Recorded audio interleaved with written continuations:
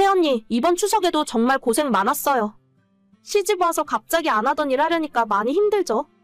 아니에요. 저희 집에서도 명절마다 많이 했던 일인데요, 뭐. 어머님이 많이 도와주셔서 별로 힘들지도 않았어요. 에이, 제가 옆에서 볼 때는 엄청 힘들어 보이던데. 그냥 솔직히 힘들면 힘들다고 말해요. 진짜 별로 힘들진 않았어요. 어머님 댁 식구가 많지도 않아서 애초에 음식량도 별로 준비 안 하잖아요. 저희 집에서는 친척들이 많아서 전도 하루 종일 부치고 갈비찜이나 잡채를 한 번 해도 큰 솥으로 하나 가득 해야 하거든요. 오히려 음식 준비 많이 안 하니까 크게 힘든 거 없고 좋은 것 같아요. 그래요? 내가 볼 때는 전혀 아닌 것 같던데. 언니 어제 오늘 엄청 힘들어 보였어요. 표정이 진짜 안 좋던데. 제 표정이요? 이상하다. 그런 거 없었는데. 어머님, 아버님도 잘해주시고 저 기분 좋게 있다가 왔어요. 그렇다면 다행이긴 한데요. 언니 속마음이 어떤지 우리는 모르니까 엄마 아빠 앞에서라도 표정 관리 좀 해주세요. 누가 보면 억지로 끌려와서 일하는 사람 같잖아요. 아니요, 저 진짜 그렇게 생각해 본 적 없어요. 일도 별로 안 했고 이틀 동안 맛있는 거 먹고 잘 쉬다가 올라온 건데 제가 기분 안 좋을 일이 없죠. 새언니가 무슨 생각인지 대충 알 것 같긴 한데. 요즘은 시부모가 며느리 눈치 보는 세상이라면서요? 안 그래도 멀리 떨어져 사니까 자주 얼굴도 못 보는데. 새언니 한번 집에 오면 우리 엄마가 언니 눈치 엄청 보는 것 같아요. 제가 뭘 어쨌다고. 우리 부모님처럼 대하고 있어요. 네네, 언니는 그렇게 느낄 수도 있겠죠. 하지만 입장 바꿔서 한번 생각해 보시라는 거예요. 솔직히 제가 아직 시집은 안 가봤지만 친정부모도 아니고 시부모 만나러 왔는데 싫을 수도 있다고 생각해요. 근데 조금 웃기도 하고 우리 엄마 아빠 앞에서 너무 기분 나쁜 티를 많이 내지 말라 이거죠. 저기 아가씨, 제가 웬만해서는 이런 말 안 하고 싶은데 저 진짜 아니에요. 안 그래도 집이 멀어서 자주 찾아뵙지 못하는 것도 죄송한 마음이라 몇 번 안 되는 명절이나 생신에 내려가는 게 하나도 안 힘들어요. 기분 나쁠 것도 전혀 없고 혹시라도 제 표정이 뭔가 이상했다면 다른 생각을 하고 있어서 그랬을 거예요. 괜히 오해하지 말아주세요. 새언니가 아니면 아닌 거지 뭘 그렇게 정색을 하고 그러세요? 어제 언니가 너무 힘들어 보여서 걱정되는 마음에 해본 소리니까 크게 신경 쓰지 마세요. 언니가 괜찮은 거면 아무 문제가 아니죠. 이 집안에 시집 와서 4년이 지났는데 아직도 시집살이가 적응이 안 됩니다. 시부모님은 별로 말수도 없고 잔소리를 많이 하시는 스타일이 아니에요. 저와 남편은 수도권에 살고 있는데 시댁은 2시간 반 이상 걸리는 지방에서 살고 계시기 때문에 1년에 명절 2번 포함해서 많아야 4-5번 얼굴 보며 살고 있습니다. 자주 얼굴도 못 보고 오랜만에 만나면 잘해드리려고 제 나름대로 노력한다고 생각하는데 이상하게도 신혼 때부터 신우가 계속 저를 못 잡아먹어 안달이더라고요. 겉으로는 저를 걱정해주는 척, 저를 위해주는 척을 하면서 시부모님 보는 앞인데 은근히 돌려서 매기는 말을 자주 하고 아까 보셨던 것처럼 대놓고 타박을 하고 있었습니다. 정말 솔직하게 말해서 시댁에 가는 건 전혀 스트레스가 아니에요. 1년에 몇 번 얼굴 보는 것도 아니고 시어머니가 잔소리하는 타입도 아니거든요. 그런데 꼭 내려갔다 올라오면 기분이 계속 좋지 않은 이유는 바로 신우 때문입니다.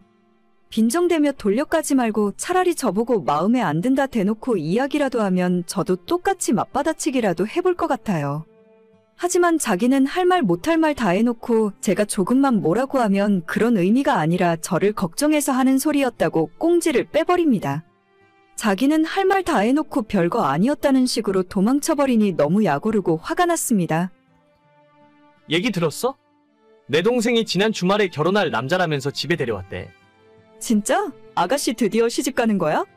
그래, 빨리 결혼해야지. 결혼을 해봐야 아가씨도 내 마음을 이해할 거야.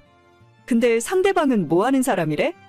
나도 엄마한테 방금 들어서 정확하게는 잘 모르겠는데 대대로 소갈비집 한다는 것 같아. 집안에 돈도 좀 있다 하더라고.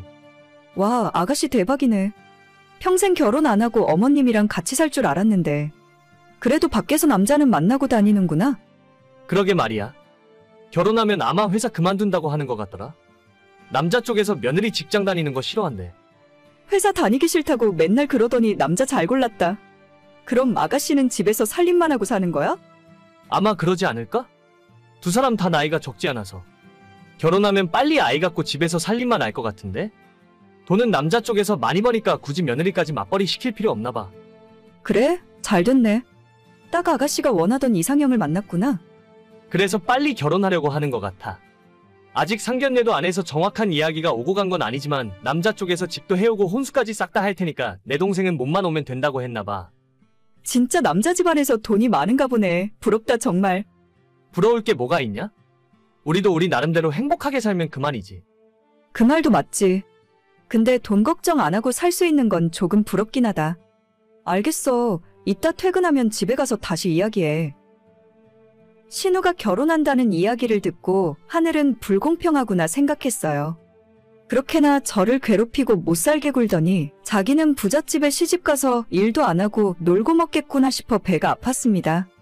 번갯불에 콩 구워 먹는 것처럼 금방 상견례까지 마치고 결혼식 날짜를 잡더니 지난 9월에 시골리고 시집을 가버렸어요. 저를 괴롭히던 신우가 너무 시집을 잘 간 것 같아서 입맛이 쓰게 느껴졌지만 그래도 결혼식에 축의금도 듬뿍하고 신우의 행복을 진심으로 빌어줬어요. 3대째 커다란 소갈비집을 운영하는 건물주 부잣집이라 앞으로 신우 인생 앞길엔 고속도로가 깔린 것 같았습니다. 하지만 신우가 시집가고 석 달도 안 되어 정말 의외의 이야기를 듣게 되었네요. 여보, 연말인데 어머님 댁 한번 다녀와야 하는 거 아니야? 저번에 김장할 때도 바빠서 못 내려갔잖아. 안 그래도 며칠 전에 엄마랑 전화통화했는데 요즘 집안 상황이 시끄럽다고 당분간 내려오지 말래. 왜? 갑자기 무슨 일인데? 아버님, 어머님 사이가 안 좋으셔? 아니 그게 아니라 동생이 가출해서 엄마 집에 와 있거든. 맨날 울고 불고 사위가 찾아와서 둘이 싸우고 난리도 아닌가 봐. 결혼한 지 얼마나 됐다고 벌써 싸워? 한참 좋을 때 아니야? 몰라, 결혼 전에 했던 이야기랑 달라졌다는데. 일하지 말고 회사 그만두라고 하더니 요즘에 갈비집 불러내서 일 시키나 봐. 하루에 12시간 가게 나와서 일하니까 힘들어서 못하겠대. 아니, 집에서 애 낳고 살림만 하면 된다면서. 가게 물려받고 싶으면 무조건 일을 해야 한다는데 동생한테 선택의 여지도 없나 봐. 어쩐지 결혼할 때 너무 그쪽에서 다 해준다 싶더라. 그럼 아가씨는 이제 앞으로 어쩐대? 어쩌긴 뭘 어째. 평생 갈비집에서 일하던가 싫으면 이혼하던가. 그런데 이미 결혼하고 돈 맛을 봤는데 그걸 어떻게 포기하겠어? 엄마도 그냥 돌아가서 적응하고 살라 하시더라고. 역시 세상에 공짜는 없구나. 매일 밤 엄마 집에 와서 징징대는데 아침 되면 또 일하러 나간대. 하루라도 출근 안 하면 시어머니가 엄청 화를 낸다 하더라고. 제대로 걸렸네. 그래도 나중에 가게 물려받으면 사모님 소리 듣고 살겠지. 그때까지 20년, 30년 열심히 살다 보면 좋은 날 오지 않겠어? 나는 그냥 회사나 열심히 다녀야겠다. 나도. 평생 몸쓰는 일이라곤 안 해본 신우라서 12시간 동안 서서 하는 일이 당연히 쉬울 리 없죠. 가족이라 월급도 안 주고 주방일부터 서빙까지 안 하는 일이 없다 하네요. 부잣집 맏며느리가 어디 쉬운 줄 알았습니까? 그렇게 저한테 시집살이 시키더니 앞으로 시댁 내려갈 때마다 놀리는 재미가 있겠네요. 신우 일하고 있는 갈비집은 다음에 내려갔을 때 꼭 들러야겠습니다.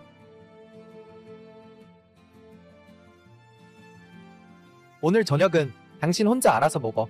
나는 퇴근길에 엄마네 집 들러서 저녁 먹고 갈게. 또?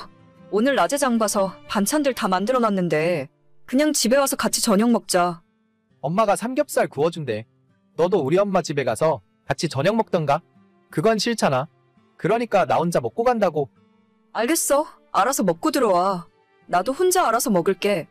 그래, 당신 하루 종일 집에서 힘들 텐데 먹고 싶은 거 있으면 그냥 배달시켜 먹어. 날도 더운데 괜히 음식 만드느라 고생하지 말고. 말이라도 고맙네. 저는 2년 전 결혼했고 지금은 건강 문제로 잠시 일을 쉬는 중입니다. 완전 백수가 된 건 아니고 3개월 병가를 내어놓고 수술을 받았어요. 다행히 수술은 성공적으로 잘 끝났고 다음 달 초에 회사 복직을 목표로 푹 쉬는 중입니다. 병원에 오래 누워 있어서 그런지 아직 체력은 많이 부족해서 운동을 심하게 하거나 많이 걸어 다니기엔 체력적으로 부담이 심해요. 친정엄마가 얼마 전까지 우리 집에 올라오셔서 밥도 해주고 집안일도 도와주셨는데 지금은 다시 집으로 내려가시고 저 혼자 집에서 쉬면서 집안일도 하는 중입니다. 저희 친정부모님들이 차로 2시간 넘게 걸리는 지방에서 사시기 때문에 결혼 전부터 남편은 시댁에서 멀지 않은 곳에 살자고 하더라고요. 나중에 제가 임신을 하거나 아이를 낳게 되면 봐줄 사람이 필요하니까 시댁이랑 집이라도 가까워야 서로 편하지 않겠냐고 하면서요. 처음에는 시댁이랑 가까이 살면 시어머니가 너무 간섭하고 괴롭히는 게 아닐까 걱정했는데 그런 걱정은 쓸데없는 기우였어요. 저희 집에 함부로 찾아오시는 적도 없고 지금까지 살림 똑바로 하라며 잔소리하는 경우도 전혀 없이 지난 2년간 자유롭게 지냈습니다. 하지만 어떨 때는 조금 너무한다 싶을 정도로 저한테 관심이 아예 없으세요. 남편이 외동아들이라 그런지 시어머니는 저희 남편을 정말 아끼고 좋아하시는데 반면에 며느리인 저한테는 아무런 관심이 없어 보이십니다. 어느 때는 무관심한 것이 편할 때도 있지만 2년이나 지난 지금까지 시어머니께서 저를 어색해하고 대화도 거의 하지 않으려 하시니까 시댁만 가면 제가 투명인간이 된 기분이에요. 주말에 우리 부모님 모시고 낙지 먹으러 갈까? 당신 낙지 좋아하잖아. 나는 됐어. 당신이나 부모님 모시고 갔다 와. 아니 여보는 왜 우리 부모님이랑 식사하는 자리에 가는 법이 없어? 어차피 집에서 할 일도 없을 텐데 그냥 같이 가서 먹고 오면 좋잖아. 아버님은 그럭저럭 괜찮은데 어머님이랑 같이 있는 것 자체가 너무 어색해. 나한테 말도 잘 안 거시고 내가 하는 말에 대답도 잘 안 하신단 말이야. 그건 우리 엄마가 낯을 가리고 수줍음이 많으시니까 그런 거지. 자주 보고 얼굴을 익히면 그때부터 조금씩 편해질 거야. 2년 동안 나도 노력할 만큼 했는데 어머님은 처음부터 지금까지 똑같으셔. 이제 그냥 포기했으니까 당신이나 부모님 모시고 가서 맛있게 먹고 와. 어휴 진짜 너도 피곤하다 피곤해. 제가 시부모님과 같이 밥 먹으러 가지 않는 이유는 어머님께서는 저를 앞에 두고 티가 날 정도로 너무하게 본인 아들만 챙기십니다. 맛있는 음식이나 메인 반찬들은 전부 아들 앞으로 다 밀어놓고 어느샌가 정신 차려보면 제 밥그릇 앞에는 김치랑 밑반찬, 나물 쪼가리들 뿐이죠. 물론 제 앞에 반찬을 남편 앞으로 가져간다고 해서 제가 먹지 못할 이유는 없습니다. 팔을 좀 뻗어서 가져다 먹으면 되는 일이지만 이미 제 식욕은 뚝 떨어져 버리고 마는 거죠. 당연히 본인 아들이 더 중요하고 아끼는 마음은 이해하겠는데 저도 그 밥상위에서 같이 밥을 먹고 있는 사람이라는 걸 어머님은 아예 생각도 안 하시는 것처럼 행동하세요. 이것 좀 먹어봐라, 저것 좀 먹어봐라 아들한테 그렇게 관심을 쏟으시면서 저를 없는 사람 취급을 하니까 도저히 같은 밥상에서 밥을 못 먹겠더라고요. 처음에는 심호와 벽을 허물고 싶어서 선물도 사들고 자주 찾아가고 제가 먼저 안부 전화도 자주 드렸었는데 제 전화를 받으면 어색해하고 할 말 없어서 빨리 끊었으면 하는 시어머니의 속마음이 느껴질 정도였어요. 아무리 노력해봐도 관계 개선이 안 되니까 저는 저대로 포기하고 조용히 살아야겠다 생각했죠. 그런데 얼마 전에 복날이 있었잖아요. 그때 갑자기 시어머니가 남편을 통해서 복날인데 백숙을 같이 먹자며 집으로 오라 하시더라고요. 밖에 나가서 사 먹는 게 저도 편하지 시댁에서 먹는다고 하니 진짜 가기도 싫었습니다. 당신 진짜 이번에도 안 갈 거야? 엄마가 복날이라고 호정닭 사다가 백숙 해놓는다는데 이번에도 안 먹겠다고 거절하면 분위기 이상해져. 나는 그냥 집에서 집밥 먹으면 되는데 당신 혼자 가서 나 대신 많이 먹고 오면 안 돼? 아니야. 이번에는 엄마가 꼭 당신도 같이 데려오라고 했단 말이야. 당신 백숙에 들어있는 찹쌀죽도 좋아하잖아. 엄마가 다 준비해놨다고 하니까 이따 저녁에 엄마네 집으로 바로 와. 나도 퇴근하고 바로 갈 테니까. 그래 알겠어. 그럼 당신 퇴근 시간 맞춰서 갈게. 진짜 난 괜찮은데. 남편이 6시에 퇴근해서 집에 오는 시간이 대략 40분 정도 걸려요. 제가 남편도 오기 전에 먼저 시댁에 가 있으면 어색해서 못 견딜 것 같고 차라리 7시쯤 가서 남편이 도착한 이후에 시댁에 들어가려고 했죠. 시댁 가는데 빈손으로 갈 수는 없으니 집 앞 과일 가게에서 한 박스에 3만 원 하는 커다란 복숭아도 사들고 찾아가서 현관문을 열고 들어갔습니다. 이미 남편을 포함해서 시부모까지 한참 식사 중이더라고요. 남편과 아버님만 저를 반겼고 시모는 손에 장갑을 낀 채 밥상 위에서 커다란 닭을 손으로 직접 해체하고 계셨습니다. 주방 선반 위에 복숭아 박스를 올려두고 제자리로 와서 앉았는데 이미 커다란 토종닭은 거의 다 해체가 된 상황이고 다리 2개와 날개 2짝은 남편과 시아버지 밥그릇 위에 하나씩 올라가 있더라고요. 어차피 이 정도 상황은 예상했었고 크게 놀라거나 서운하지도 않았습니다. 백숙 먹을 때 뻑뻑한 살도 나쁘지 않아서 닭가슴살이나 조금 발라서 먹고 나중에 닭죽이나 한 그릇 먹고 집에 가야겠다 생각했었죠. 그런데 시모가 닭가슴살마저 닭죽 끓일 때 찢어서 넣어야 맛있다면서 전부 반란해서 주방으로 가져가 버리더라고요. 아니, 이럴 거면 그냥 날 부르지 말고 자기들끼리 먹던가? 닭다리와 날개랑 가슴살까지 다 가져가 버리면 저는 모가지나 뜯으란 건가 싶었어요. 옆에서 커다란 닭다리를 통째로 들고 뜯던 남편이 저한테 왜 안 먹냐고 하는데 뭐가 있어야 먹던지 말던지 할 것 아닙니까? 닭에는 살도 하나도 없어서 그냥 젓가락 내려놓고 있었더니 잠시 후에 시모가 닭죽이라면서 가지고 나와서 한 그릇씩 나눠주더라고요. 제 손바닥만한 닭가슴살이 두 쪽이나 있었는데 제 앞에 놓인 죽그릇은 멀건 찹쌀죽뿐이었고 나머지 세 사람은 고기 반 죽 반 왕건이 건져 먹느라 다들 정신없이 먹고 있었습니다. 내가 이 집에서 이 정도 취급이구나 싶어 밥이고 뭐고 그냥 그 자리에서 일어나서 제가 사온 복숭아 박스를 들고 그대로 시댁에서 나와버렸죠. 집에 오는데 남편에게서 뒤늦게 연락이 오더라고요. 왜 먹다 말고 일어나? 무슨 일이야? 입이 안 맞아서 그래? 야, 말은 똑바로 해. 먹다만 게 아니라 아예 나는 먹지도 않았어. 내가 이럴 줄 알았다. 처음부터 안 간다고 했지? 그게 무슨 소리야? 엄마가 이 더운 날에 땀 뻘뻘 흘리면서 준비한 건데. 나는 먹은 게 하나도 없어. 내 앞에 고기 한 점 없는 거 못 봤니? 다리도 너가 다 먹고 날개도 너가 먹고 죽도 나는 먹을 건 흰쌀죽이고 이게 엿먹이려고 부르신 거지. 며느리 닭죽 끓여주시려고 부른 거야? 무슨 말을 그렇게 심하게 해? 음식을 하다 보면 그럴 수도 있는 거지. 아, 됐어. 더 이야기하고 싶지도 않으니까. 앞으로는 나보고 당신네 집에 가서 밥 먹자는 소리 하지도 마. 저 그날 집에 와서 혼자 복숭아 깎아먹고 말았습니다. 앞으로 한 번만 더 시댁 인간들이랑 같이 밥 먹자고 하면 남편이고 뭐고 다 엎어버리려고요. 무신경한 것도 정도가 있지. 자기 아내가 이런 취급받고 있는데 혼자서 닭다리가 목구멍으로 넘어가는지 모르겠어요. 시모가 먼저 저를 사람 취급하지 않으시니 저도 더는 며느리 노릇 안 하려고요.